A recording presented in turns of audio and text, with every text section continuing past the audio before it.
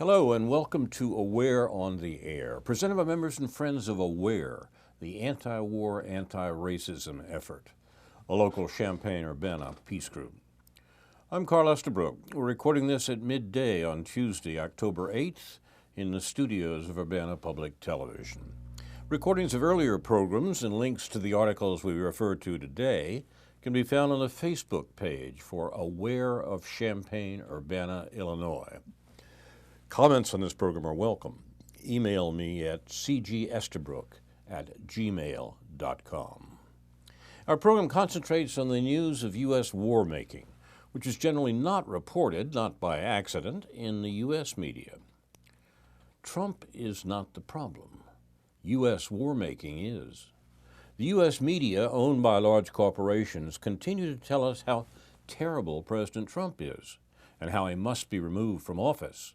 But that's a way to avoid talking about how far more terrible U.S. government war-making is. In regard to killing people around the world, the Trump administration's policy seems little different from that of the Obama administration. But Trump does not seem to inhibit our government from war-making when he suggests ending its war-making in Syria or Afghanistan. President Obama inherited two shameful wars from the Bush administration, in Afghanistan and Iraq. He increased the number to 8, attacking Libya, Pakistan, the Philippines, Somalia, Syria, and Yemen as well. And Obama became the first U.S. president ever to be at war throughout 2 presidential terms. No other U.S. president did that. Not even President Lincoln in the Civil War, nor President Wilson in World War I, nor President Roosevelt in World War II. As Barack Obama said in 2012, after ordering drone assassinations of American citizens, including a teenager, and he did that on purpose, quote, "Turns out I'm really good at killing people. Didn't know that was going to be a strong suit of mine." Barack Obama. Perhaps even more dangerously, he continued America's long-standing foreign policy, attempting to prevent the integration of Eurasia, for fear that that would retard the U.S. elite's economic exploitation of the rest of the world, by American war provocations against Russia and China, from Ukraine to the South China Sea. Trump, after criticizing Obama's war-making, has largely continued it. Since the end of World War II, the U.S. has killed more than 20 million people in wars in Korea, Vietnam, Latin America, the Mideast, and elsewhere, wars designed to destroy challenges to the economic hegemony the U.S. obtained as the only major country largely undamaged by World War II. In that war, Russia lost 27 million people in defending Nazism. U.S. losses in all of World War II totaled about 500,000. That's why today international polls show that the U.S. is the most feared government in the world. Not China, Russia, Iran, or Israel. Trump is not the problem. U.S. war-making is. The rest of the world recognizes that the U.S. government remains what Martin Luther King called it long ago, the greatest purveyor of violence in the world today. With other peace groups around the world, we call upon our president and government to close all U.S. military bases on foreign soil, bring all U.S. troops and weapons home, and provide social supports, including free medical care, education, and a universal basic income for Americans who've been made poorer by generations of our government's wars. Send your opinion to your representatives in Congress.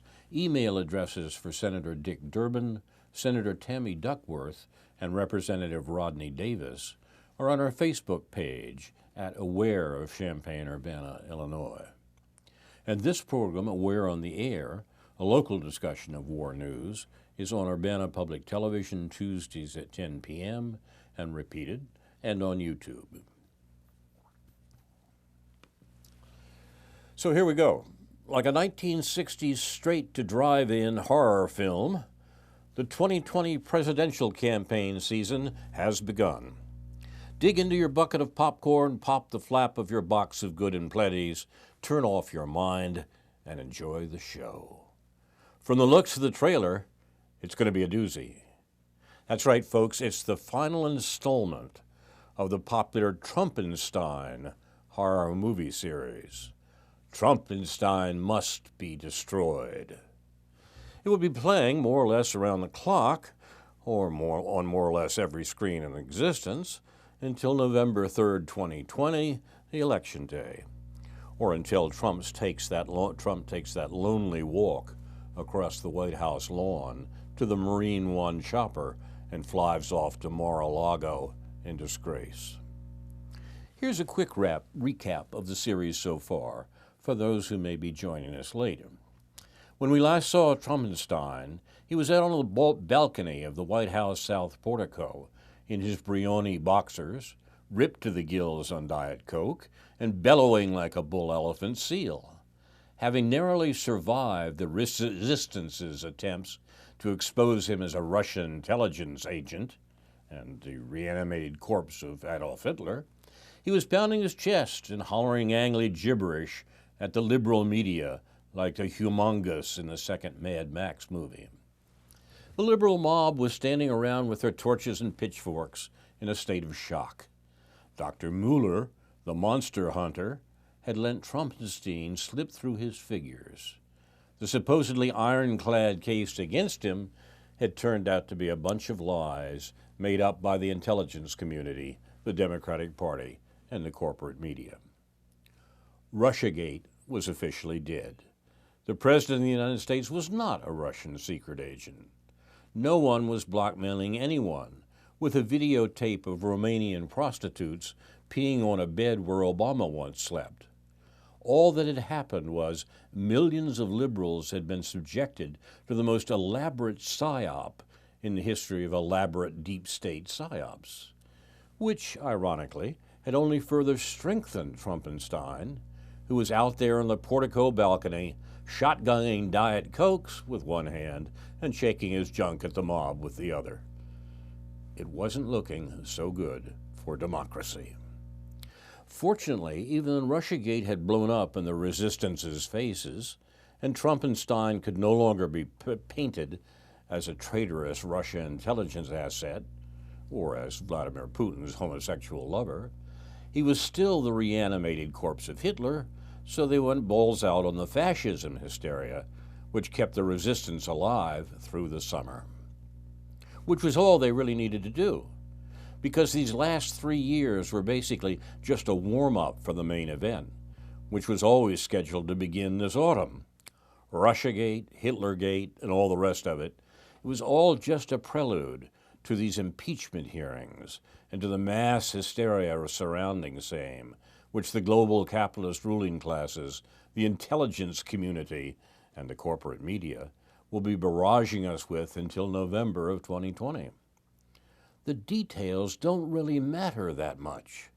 They were always going to impeach him for something, and they were always going to do it now and throughout the 2020 campaign season. You do not honestly believe they were going to let him serve a second term, do you? He took them by surprise in 2016. That isn't going to happen again. Seriously, take a moment and reflect on everything we've been subjected to since Hillary Clinton lost the election.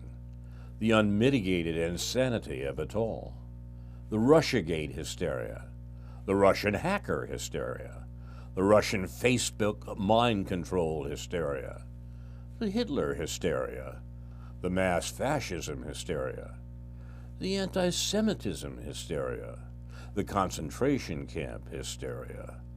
The white supremacist terrorism hysteria, Russian spy whales, perfume assassins, the endless stream of fabricated news stories pumped out by the corporate media, best-selling books based on nothing, comedians singing hymns to former FBI directors on national television, celebrities demanding CIA coups, papers of record like the New York Times coordinating blatant propaganda campaigns.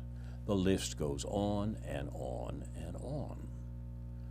All of this because one billionaire ass clown won an election without their permission? No, this was never just about Donald Trump, repulsive and corrupt as the man may be. The stakes have always been much higher than that.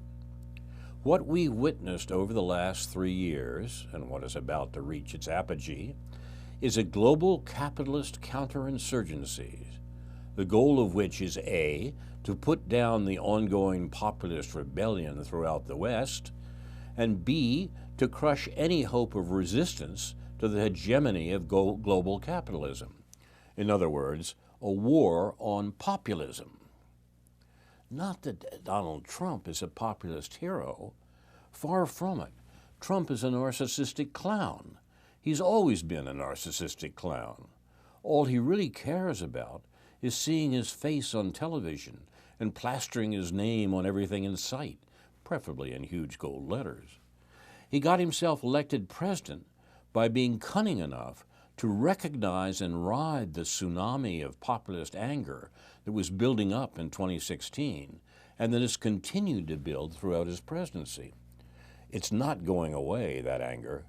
The Western masses are no more thrilled about the global capitalist future today than they were when they voted for Brexit and Trump and various other populist and reactionary figures.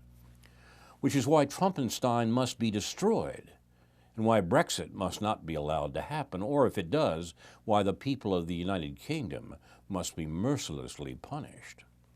It's also why the Gilets jaunes are being brutally repressed by the Yellow Vests are being brutally repressed by the French police and disappeared by the corporate media, while the Hong Kong protesters garner daily headlines, and why Jeremy Corbyn and the Labour Party must be smeared as a hive of anti-Semites, and Tulsi Gabbard as an Assad apologist, and why Julian Assange must be smeared and destroyed, and why Bernie Sanders must also be destroyed, and why anyone of any ilk, left, right, it doesn't matter, riding that wave of populist anger or challenging the hegemony of global capitalism and its psychotic smiley face ideology in any other way must be destroyed.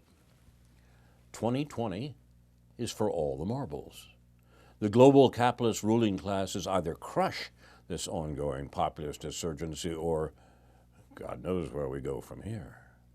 Try to see it through their eyes for a moment. Picture 4 more years of Trump, second-term Trump, Trump unleashed. Do you really believe they're going to let that happen? That they're going to permit this populist insurgency to continue for another 4 years? They are not.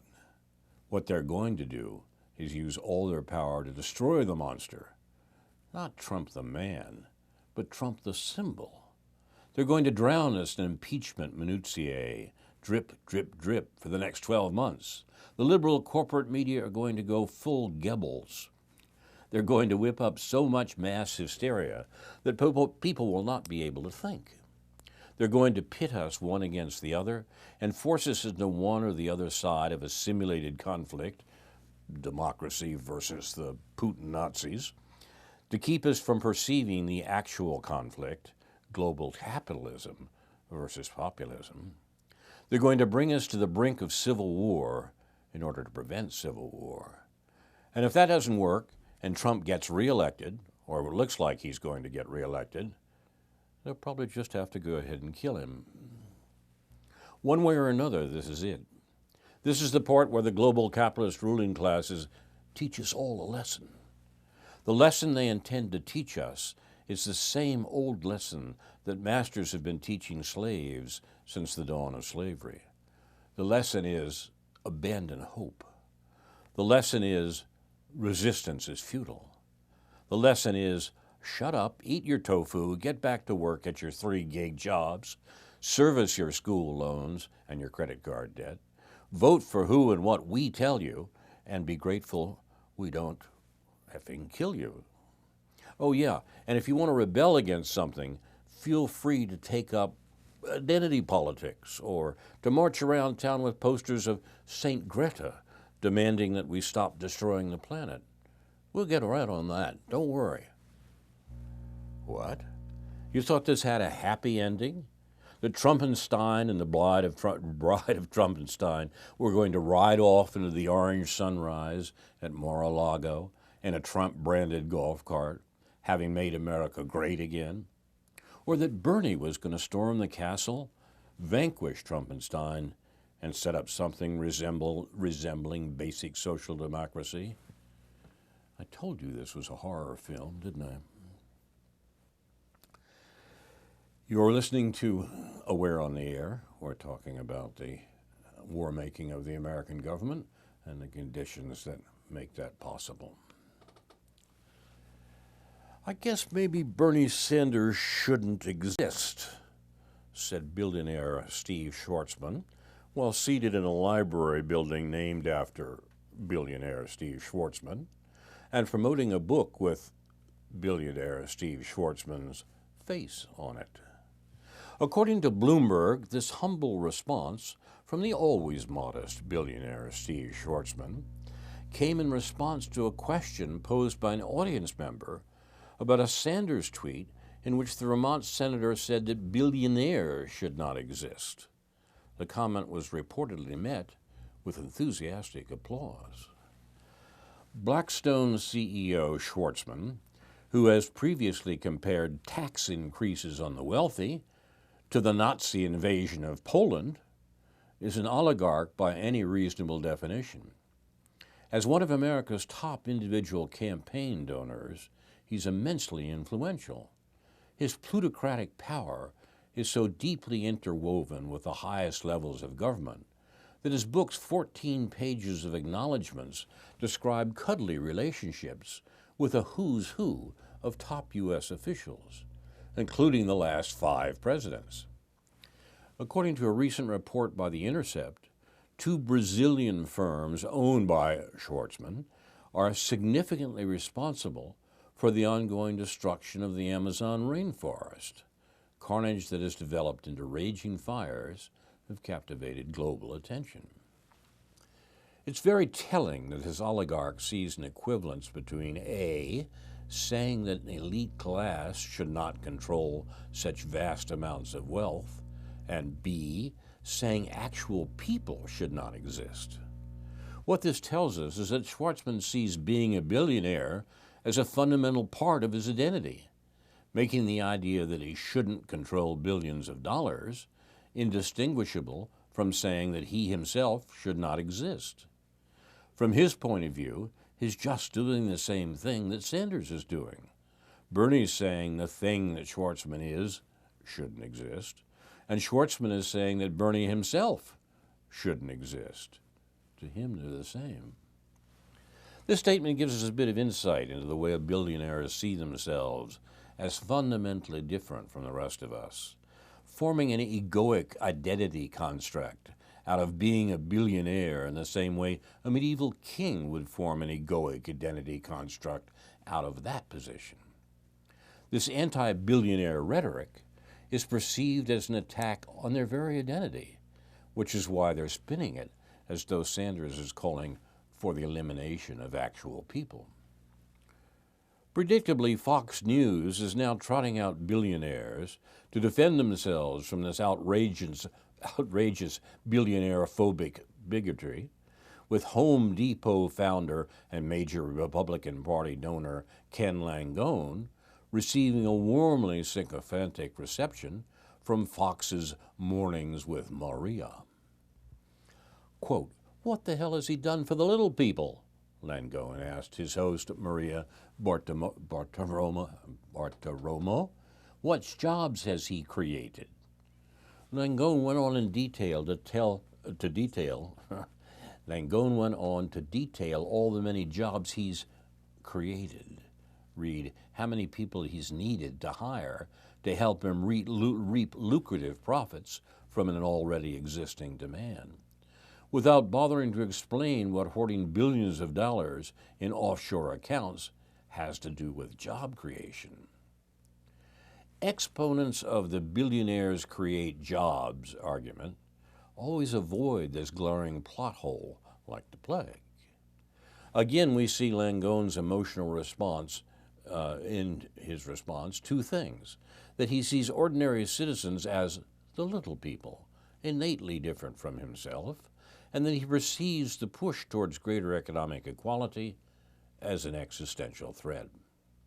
Quote, "If you go back to 1933 with different words, this is what Hitler was saying to Germany," Langone has said of the rising pushback against wealth and income inequality.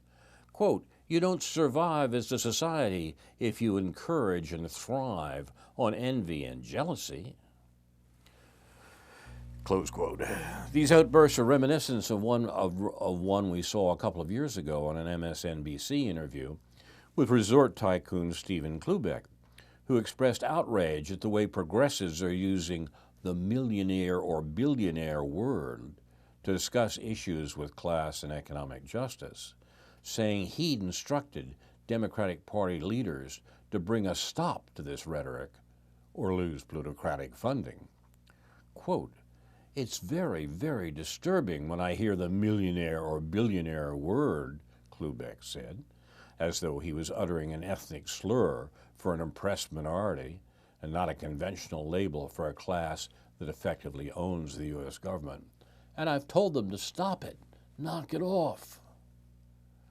We're seeing this hilarious conflation of economic justice with the persecution of minorities and the elimination of actual human beings more and more often. So we should probably come up with a name for it. I'd like to propose that we label this phenomenon wealth identity politics, and it's capitalism's dumbest term yet. It's especially dumb because the billionaire class has already proven that its actions, with its actions, that it cannot exist without actively working to manipulate governments in a way that undeniably subverts democracy and the will of the people. The debate over whether or not billionaires should exist is long settled. They should not. A few $1,000,000 will buy you a nice car, a nice house, and some nice clothes. A few $1 billion will buy you the ability to control public narratives using media ownership, lobbyists, and think tanks, thereby manipulating entire governments and international affairs. Believing that it makes sense to have an elite class which controls this much wealth and power is exactly as stupid as believing it makes sense to have a total monarchy. Billionaires should not exist, for the same reason that kings and pharaohs should not exist. The leadership of our world should not belong to a class of highly mediocre people who have nothing noteworthy between their ears apart from a knack for accumulating dollars. The ability to amass wealth is not a valid basis upon which to determine who leads us. Our fate as a species should be in all our hands. You're watching Aware on the Air. We're talking about the present political climate in the U.S. We have a note from our friend Kathy Kelly, the chair of Voices for Creative Nonviolence in Chicago, who has just had an accident traveling on Amtrak, as a matter of fact, broken her hip on her way to a speaking engagement. Kathy reflects on her experiences with people disabled and traumatized by war. She's speaking from her experience of multiple trips to Afghanistan in the 18 years that the U.S. has been killing people in Afghanistan for reasons that are vague even to the American government. Its economy gutted by war, Afghanistan's largest cash crop remains opium. Yet farmers there do grow other crops for export. Villagers in the Wazirtangi area of Nangarhar province, for example, cultivate pine nuts. As a precaution, this year at harvest time, village elders notified the governor of the province that they would be bringing in migrant workers to help them collect the nuts.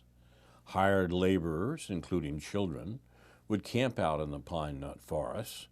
They informed the officials. They hoped their letter could persuade U.S. and ISIS forces, which had been fighting in or near their villages, not to attack. On September 17, 2019, exhausted from a long day of work, the migrant workers reached their rest spot for the night and began building fires and making camp. In the early hours of the following morning, a U.S. drone attacked, killing at least 32 people. More than 40 others were wounded. The U.S. military claims that ISIS fighters were hiding among the farmers who were killed. Kathy Kelly writes, I followed this story while recuperating for surgery after breaking my hip on a train from Chicago to Washington.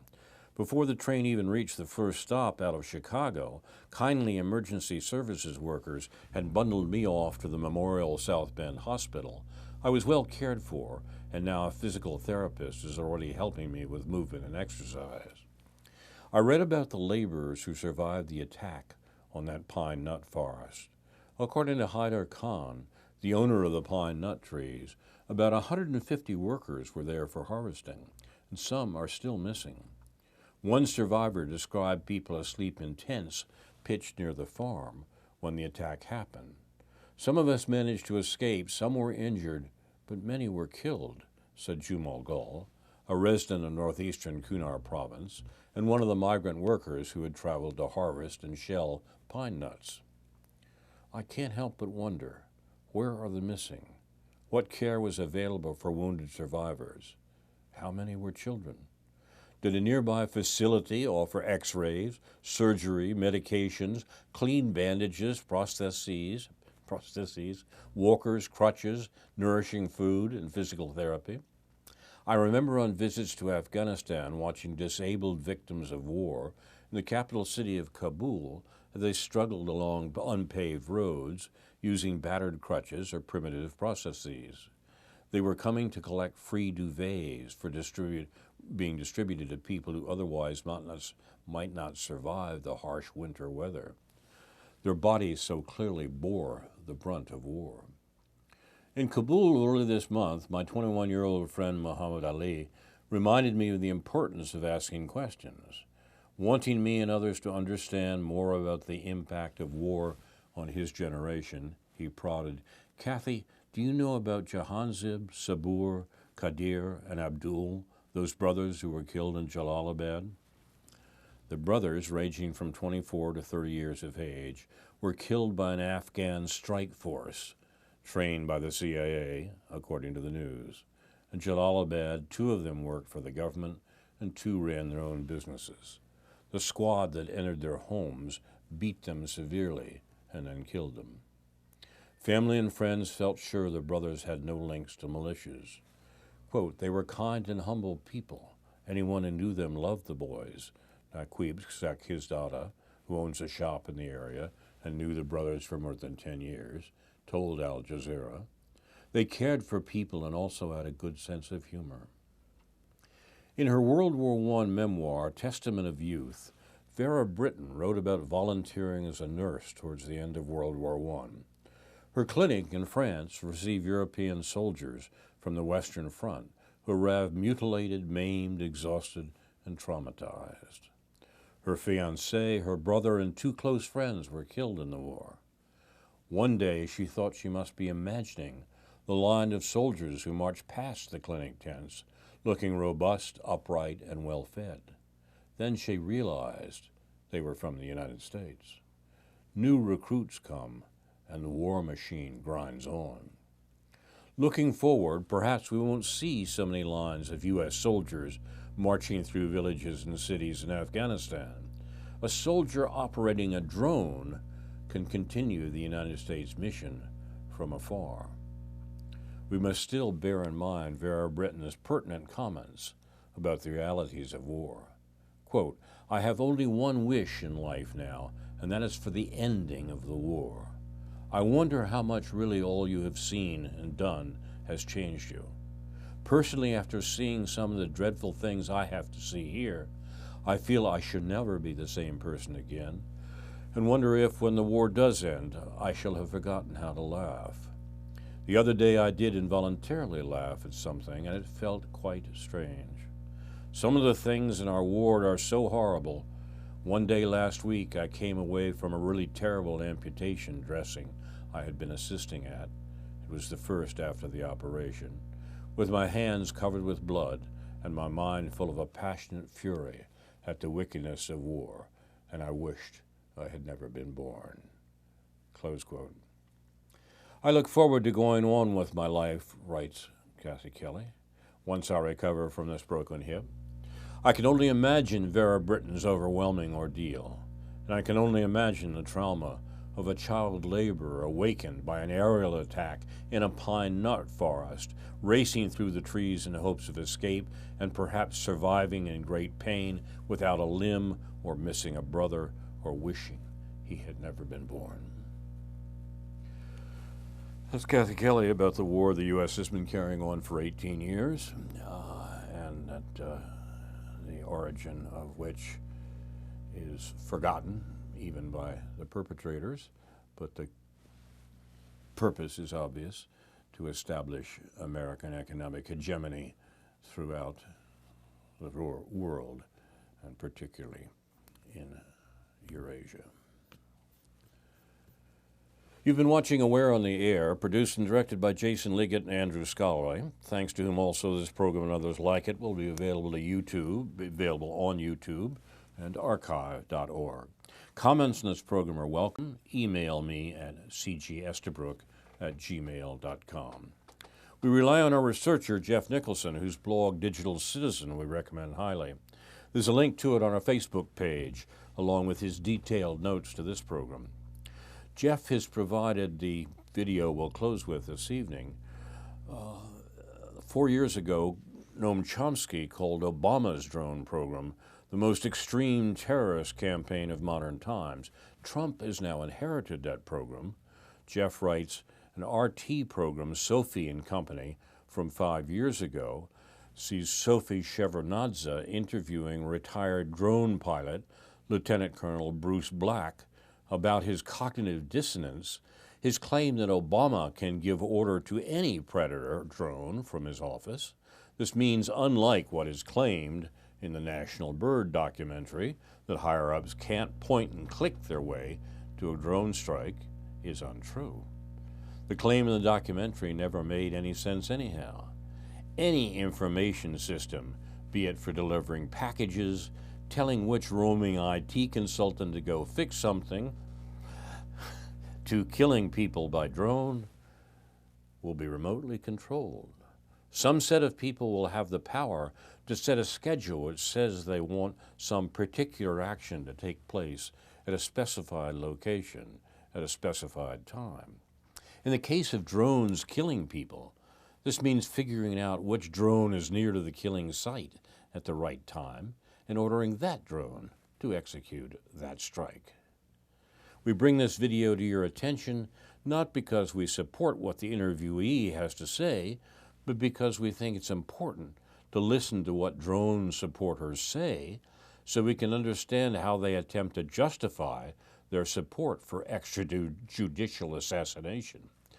And Jeff writes, I include all Democratic Party presidential candidates in that. One of the things I think that listeners need to pay attention to, he writes, is what's missing from so many drone war discussions. What makes drone war special, unlike other military operations? Drones cost significantly less than other flying devices that fire missiles or drop bombs. This makes it particularly attractive to purchase large fleets of them, even for groups that don't have as much money as the U.S. military can spend. Drones are smaller than bomber planes and fighter jets, which means they can hide in cloud cover for a long time, spying on people from the air. And that spying doesn't prevent the drone controller from misidentifying who they're spying on. The National Bird documentary covers how vague the victim identification is, and how easy it is to mistake what's going on, even after days of nearly continuous spying. Also notes what's missing from the pro-drone view. Any discussion of the lack of due process, Drone strikes, lethal punishment, are carried out with no charges filed, no opportunity for review or debating evidence in court, no review by one's peers or even a judge, and there's no opportunity for appealing bad decisions. As the New York Times told us, one person, the U.S. president, decides whom to kill in so-called Terror Tuesday meetings, and the military or CIA carried out the killing. That's how it was done in the Obama administration, and something similar must be going on in the current administration. There are more notes on drone warfare, still very much going on the Facebook page for Aware of Champaign-Urbana, Illinois. Aware honors those who reveal the crimes of the U.S. government, which the rest of the world knows about, but Americans don't. Assange, Manning, Snowden, and others were real whistleblowers, persecuted by the U.S. government, including our liberal Democratic Senator Durbin, a shill for the Russiagate propaganda, and unconstitutional attacks on the free press, notably in the case of WikiLeaks. Finally, Yom Kippur begins at sundown. May we all be sealed in the book of life. Now, this is Carl Estabrook for the members and friends of Aware, the anti-war, anti-racism effort of Champaign-Urbana, saying in the words of the late newsman Edward R. Murrow, good night and good luck.